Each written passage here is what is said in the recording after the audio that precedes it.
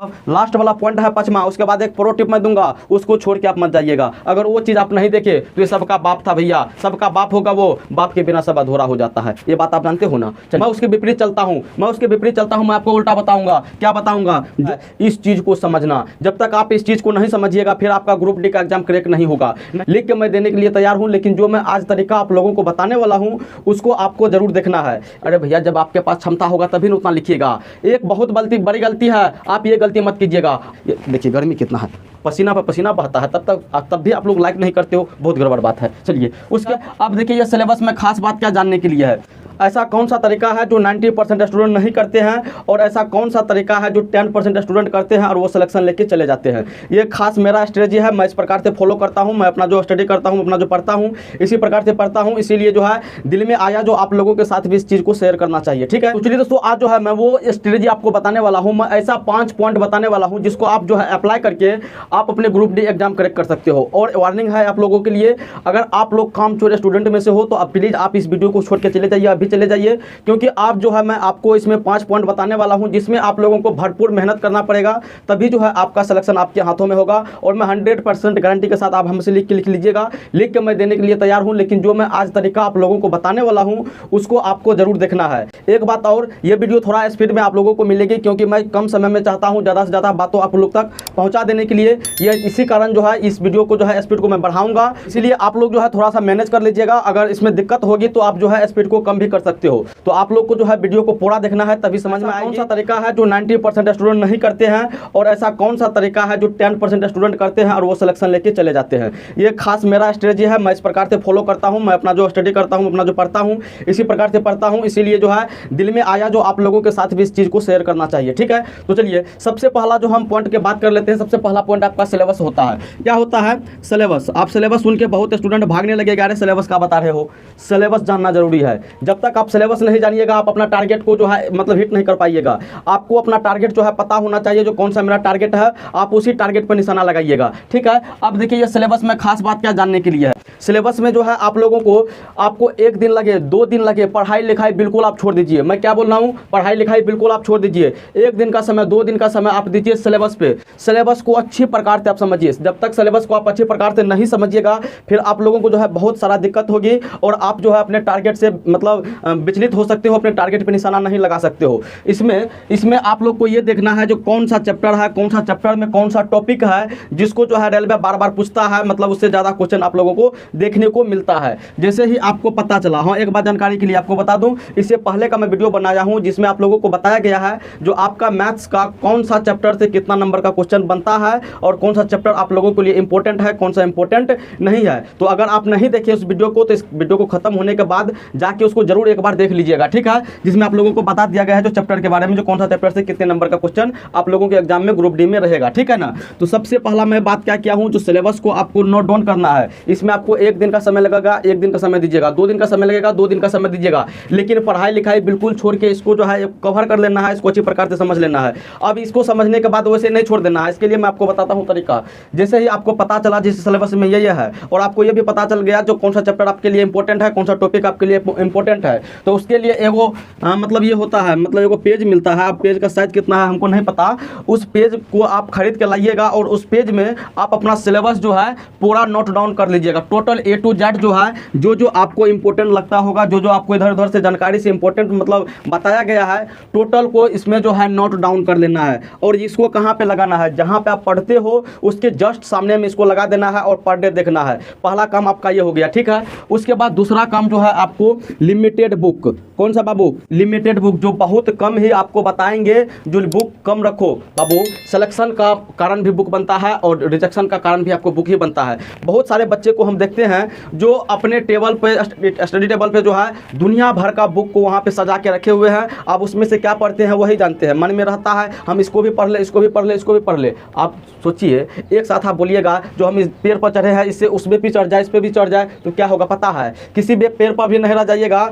और आपका अगर टांग फिसल गया, पैर फिसल गया, तो आप सीधा ज़मीन पे आ जाइएगा। इसीलिए अगर किसी भी चीज़ पे हो तो एक चीज़ पे फोकस करो, यानी कि आप एक बुक को मात्र रखिए जो आपको पसंद हो, जो आप बनाए हुए हो, जिसको आप ख़त्म कर चुके हो, सिर्फ वही बुक को रखना है। बाद बाकी जितना भी बुक है उसको कचरा के ढेर में तत्काल एग्जाम भर डाल देना है। कोई भी बुक अच्छा या ख़राब नहीं होता है, आपको मैं क्लियर कर बता दूं। अगर आप सीरियस स्टूडेंट होंगे तो आपको पता होगा, कोई भी बुक आपको अच्छा खराब नहीं होता। अगर आपका कंसेप्ट क्लियर हो गया तो आप कोई भी बुक को जो है बना सकते हो, इजीली बना सकते हो, और बहुत कम समय में उसको सॉल्व कर सकते हो। इसीलिए कमांड बनाइए एक बुक पे, और एक बुक मात्र जो है अपने आप टेबल पे जो है रख सकते हो, ठीक है। उसके बाद अगर हम लोग नेक्स्ट पॉइंट की बात करें तो नेक्स्ट पॉइंट है आपका टारगेट सेट करना। अब ये क्या बला है टारगेट सेट करना? देखिए, जब तक आप अपना टारगेट नहीं सेट कीजिएगा तो आपका कुछ भी नहीं होगा। टारगेट सेट करने का क्या मतलब हुआ? जैसे कि आप सुबह में उठे, सुबह में आप जितना बजे उठते हो आपकी ये मर्जी है। मैं सलाह दूंगा जो आप 3 से 4 बजे उठ जाइए सुबह में, अभी, है ना। तो सुबह में जगिए और सुबह में एक टारगेट फिक्स कीजिए जो आपको जो है आज का दिन में कौन कौन सा काम करना है। ये नहीं जो झाड़ा फिरना है, पेशाब करना है, ये सब काम नहीं। जो क्या क्या पढ़ना है, किस किस चीज़ को ख़त्म करना है, इसको बनाइए। आप बोलिएगा सर जी हम तो मतलब एगो बड़का पेपर में बना के रखे हुए हैं तो उससे नहीं काम चलेगा। सबसे बड़का गलती आप कर रहे हो। टारगेट जो आपको फिक्स करना है, मात्र एक दिन का टारगेट फिक्स करना है जो आज हमको क्या करना है, और उसको पूरा कीजिए। अगर पूरा नहीं होती है, मान के चलिए आप जो है 100 टारगेट फिक्स किए, उसमें से 60 टारगेट को आप पूरा कर लिए और 40 टारगेट आपका छूट गया, तो उसके बारे में आप सोचिए। जो ये टारगेट जो, एक मिनट कैमरा हिल गया था, चलिए आप जो है उस टारगेट के बारे में सोचिए जो मेरा ये क्यों नहीं पूरा हुआ, मेरे में ये क्या कमी है, मैं इसको किस प्रकार से सुधार सकता हूँ। आगे जब मैं टारगेट फिक्स करूँगा तो क्या उसको मैं पूरा कर पाऊँगा कि नहीं कर पाऊँगा। एक बात और, बहुत बच्चे क्या करेंगे, अरे टारगेट तो हम 150 फिक्स कर लेते हैं, 150 सवाल का, ये सब्जेक्ट भी पढ़ लेंगे, इसको भी पढ़ लेंगे। अरे भैया जब आपके पास क्षमता होगा तभी ना उतना लिखिएगा। एक बहुत बड़ी गलती है, आप ये गलती मत कीजिएगा। आपको जो है जो आपकी क्षमता है, जितना आप कर सकते हो उतना ही टारगेट फिक्स कीजिएगा, क्योंकि जितना बनाना है उतना खा के खत्म कर लेना है। जब वो रह जाएगा तो बासी हो जाएगा, बासी होगा तो खराब हो जाएगा, फिर वो खाने का लायक नहीं रहेगा। तो बहुत इंपॉर्टेंट बात मैं अभी आपको बता रहा हूँ, जितना आप कंप्लीट कर सकते हो, जितना पूरा कर सकते हो, बस उतना ही टारगेट आपको फिक्स करना है और उसको खत्म कर लेना है, ठीक है। उसके बाद जो है आपका चौथा पॉइंट आता है जो सब्जेक्ट वाइज वेटेज आपका देखना, यानी कि आप कौन से सब्जेक्ट में अच्छे हो, कौन सा सेक्शन आपका कमजोर है, कौन सा सेक्शन पे आपको मेहनत करने की आवश्यकता है, इस चीज को समझना। जब तक आप इस चीज को नहीं समझिएगा फिर आपका ग्रुप डी का एग्जाम क्रैक नहीं होगा। आप हमसे लिख के ले लीजिएगा। आप जो है ना कुछ पढ़ते रह जाइएगा ना, उससे कुछ भी नहीं होने वाला है। आप क्या करते हैं, बहुत बच्चे इसमें क्या करेंगे, अब जो सवाल टफ रहा है उसमें बार बार दिमाग लगाएंगे, बार बार करेंगे। अरे भैया वो आप ही लोग के पागल करने के लिए एग्जामिनर देता है। मैं इस पर भी वीडियो बनाऊंगा जो एग्जामिनर जो है किस प्रकार से क्वेश्चन को सेट करता है और कितना क्वेश्चन को आप बना सकते हो, कितना को नहीं बना सकते हो, ये इस पर भी वीडियो बनाएंगे। जब आप लोग का लाइक रहा इस वीडियो पे, आप लोग का कमेंट रहा, तो मैं आपको बताऊंगा जो कौन सा क्वेश्चन जो है आपके लिए है, कौन सा क्वेश्चन आपके लिए नहीं है। इसके बारे में भी आपको जो है बताऊंगा। आपको समझना होगा जो किस सब्जेक्ट पे कितना टाइम देना है, किस टॉपिक पे कितना टाइम देना है, कितना नहीं देना है। एक बात और कीजिएगा, आप एक काम कीजिएगा, बहुत आदमी जो है वो क्या बताते हैं, जो कमजोर हो बाबू उसको पहले पूरा कर लो। मैं उसके विपरीत चलता हूँ, मैं आपको उल्टा बताऊंगा। क्या बताऊंगा, जो आपका मजबूत हो आप उसको पहले कंप्लीट कर लीजिए। जो आप मजबूत कहने का मतलब जिसको आप अच्छी प्रकार से समझ सकते हो, जिस पे आप कम टाइम देके उसको पूरा कर सकते हो, उसके बारे में मैं बात कर रहा हूँ। उसको जो है पहले आप पूरा कर लीजिए, जितना हो सके उस टॉपिक को पढ़िए, उसको पहले आप पूरा कर लीजिए, क्योंकि आपको वो समझा हुआ है। उसको खत्म करने में आपको ज़्यादा टाइम नहीं लगेगा, इसको आप पूरा कीजिए। मजबूत वाला पोर्शन जब आपका पूरा हो गया तो बाद में बचा जो आपको नहीं समझ में आ रही है, बाद में बचा जो आपका जो है सवाल छूट रहा है, बाद में बचेगा वही जो आपसे सवाल नहीं बना है, जिस टॉपिक को आप नहीं पढ़े हो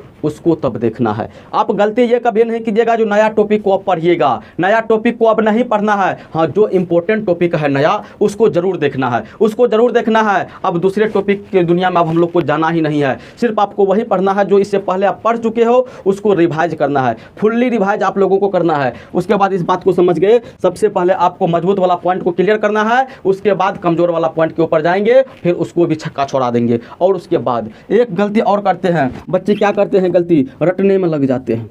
रटने में लग जाते हैं, ये गलती मत कीजिए। जब रटने में लगिएगा आप सिलेक्शन नहीं ले पाइएगा। अब आपको जो है बहुत कम टाइम बचा हुआ है, सबसे कम टाइम आप बचा हुआ है आपके ग्रुप डी के एग्जाम में। अब अगर इस बार सिलेक्शन नहीं हुआ ना, सिलेक्शन लेना आपको जो है मुश्किल पड़ जाएगा। तो इसके लिए आप क्या कीजिए, रटने का काम मत कीजिए भैया। आप जो है सरसरी निगाहों से देखते जाइए, एक बार पढ़ जाइए। कौन सा सब्जेक्ट को, साइंस लीजिए, साइंस लीजिए, करंट अफेयर लीजिए। ये दो को सब्जेक्ट को कभी रटने का आप काम मत कीजिएगा, क्योंकि अब आपके पास टाइम नहीं है। दिन में आप 2 घंटा दे सकते हो, 3 घंटा दे सकते हो, वो दीजिए साइंस और करंट अफेयर को। और ज़्यादा बेहतर आपको सुबह का टाइम रहेगा। इसके लिए ज़्यादा बेहतर आपको सुबह का टाइम रहेगा, लेकिन आपको जिस टाइम में पसंद आती है, जिस टाइम में समझ आती है, वो काम आप कर लीजिएगा। लेकिन मेरा सजेशन रहेगा जो आप सुबह में 3 से 4 बजे ये काम कीजिए। क्या कीजिएगा, एक बार पढ़ लेना है। जितना भी नोट बनाए हुए हैं आप, जितना आपके गुरु द्वारा नोट दिया गया है, जितना इधर उधर से नोट प्राप्त किए हो, उसको देख लेना है। सब दिन एक बार को पढ़ लेना है उसको। जब उसको पढ़ लीजिएगा ना, तो आपका जो है 90% वो क्लियर हो जाएगा रटने के बजाय। अब जब रटने लगिएगा तो आपका टाइम पूरे के पूरे बर्बाद चला जाएगा। लेकिन आपको पता है ना ह्यूमन साइकोलॉजी क्या है, जब किसी भी चीज़ को बार बार देखते हैं तो आपके दिमाग में वो फिट हो जाता है। इसीलिए मैं आपको ये बात बता रहा हूँ, जो रटने का काम आप मत कीजिएगा। उसके बाद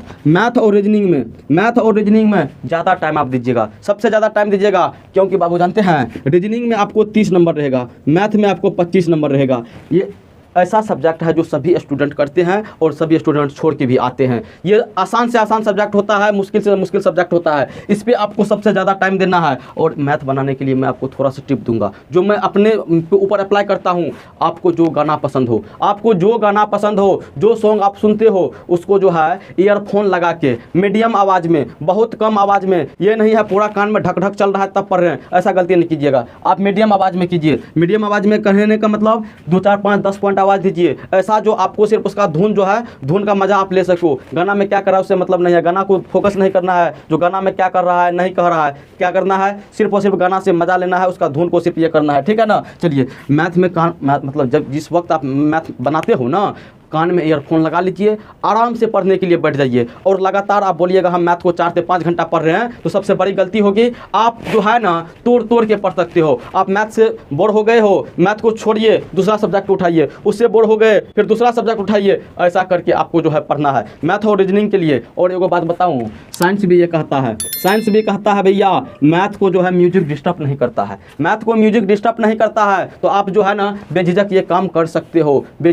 सकते हो, ठीक है ना। चलिए, उसके बाद अगर हम 5वें पॉइंट की बात करें, सबसे पहले मतलब लास्ट वाला पॉइंट है 5वां। उसके बाद एक प्रो टिप मैं दूंगा, उसको छोड़ के आप मत जाइएगा। अगर वो चीज़ आप नहीं देखे तो ये सबका बाप था भैया, सबका बाप होगा वो, बाप के बिना सब अधूरा हो जाता है। ये बात आप जानते हो ना। चलिए, उसके बाद हम कहाँ थे, 5वां पॉइंट की ओर। 5वां पॉइंट आपको ऑनलाइन टेस्ट देना है, ऑफलाइन नहीं। ऑफलाइन के बात मैं नहीं कर रहा हूँ, मैं ऑनलाइन की बात कर रहा हूँ। अब जो है मतलब स्टडी करने का कितना मतलब जरिया बन गया है, आप सभी जानते हो ना, इस बात को जानते हो ना। आपको ऑनलाइन सुविधा भी मिलता है जी। आप क्या कीजिए, ऑनलाइन टेस्ट लगाइए। महीना में देखिए, महीना में कितना जी, महीना में कम से कम 10 से 12 टेस्ट आपको लगा लेना है। 10 से 12 टेस्ट लगा लेना है। 2 दिन 3 दिन पर आप एक टेस्ट लगा सकते हो। अब सर जी इससे फ़ायदा क्या होगा, पहले हमको फ़ायदा गिनाइए तब बताइएगा। फ़ायदा सुनिए, सबसे पहले तो आपको टाइम के बांध कर रखेगा, वो आपके टाइम को बांध के रखेगा। आप क्या करते हो, ऑफलाइन टेस्ट लगाते हो। ऑफलाइन में अपना मर्जी हो जाता है, नहीं बने तो कोई बातें नहीं है, इसमें इतना टाइम दे देते हैं। लेकिन ऑनलाइन टाइम जो है,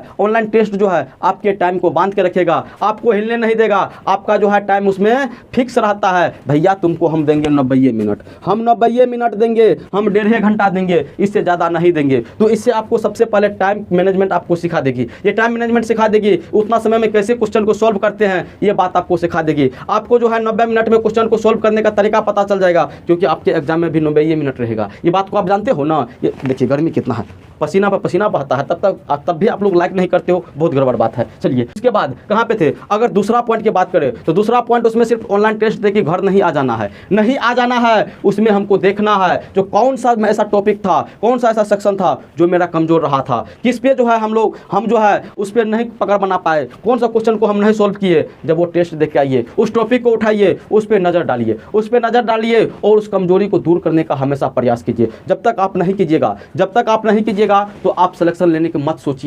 सोचिए, आपको काम करना पड़ेगा। अब भी 24 घंटा में कम से कम 15 घंटा आपको पढ़ना पड़ेगा। पढ़ना नहीं पढ़िएगा तो आपका सिलेक्शन नहीं होगा, क्योंकि आपसे भी बड़े बड़े धुरंधर है जो स्टडी में लगे हुए हैं।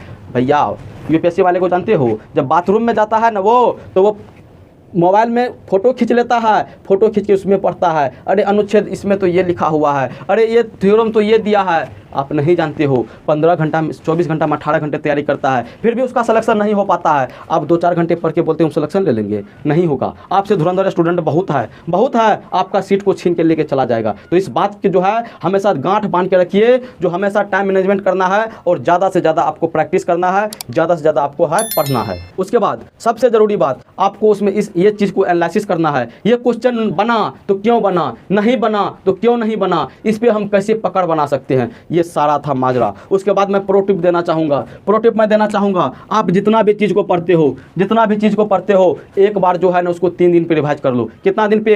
3 दिन पे उसको रिवाइज कर लो। जब 3 दिन में आपका रिवाइज हो गया, टोटल चीज़ का बात मैं कर रहा हूँ, एक चीज़ का नहीं कर रहा हूँ, ये बात समझ लीजिए। टोटल का मैं बात कर रहा हूँ, उसको 3 दिन में रिवाइज कर लो। उसके बाद देखो, उसके बाद क्या करना है जी, उसके बाद 7 दिन में टोटल चीज़ का रिवाइज करो। टोटल का करो। जब सिलेक्शन लेना है तो मेहनत करना पड़ेगा, मेहनत से भागिएगा, ज़िंदगी भर भागते रह जाइएगा। लिख लीजिएगा साइको सूरज का ये कथन को लिख लीजिएगा। अगर इस बार अभी ज़िंदगी से मतलब क्या कहते हैं, मेहनत से भागिएगा, ज़िंदगी में हमेशा आप भागते रह जाइएगा। उसके बाद देखिए, उसके बाद जितना हो सके प्रीवियस ईयर का क्वेश्चन का प्रैक्टिस कीजिए। मैथ्स के लिए मैं सजेस्ट करना चाहूँगा ये बुक, जिसमें आपको 1999 से लेके अब तक के रेलवे के एग्जाम में क्वेश्चन जो पूछा गया है वो दिया गया है। और इसमें वो साधारण से बुक नहीं है, आपको इस बुक में वो सारी क्वेश्चन का पता चलेगा, जो कौन सा क्वेश्चन में वेटेज ज़्यादा है, किस में नहीं है, क्योंकि आपको इसमें बताया जाएगा with shift, with date, with month, with year, सारा कुछ है। यानी कि कौन सा शिफ्ट में, किस एग्जाम में कितना बार ये सब क्वेश्चन को रिपीट किया गया है। तो एक बार जाके बुक नहीं भी परचेज करना है मत कीजिए,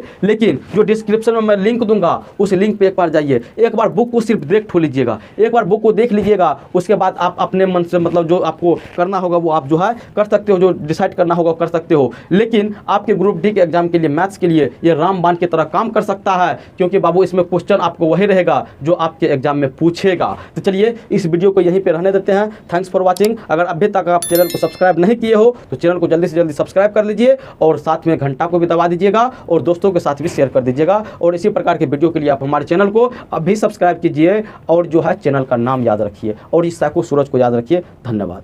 थैंक्स।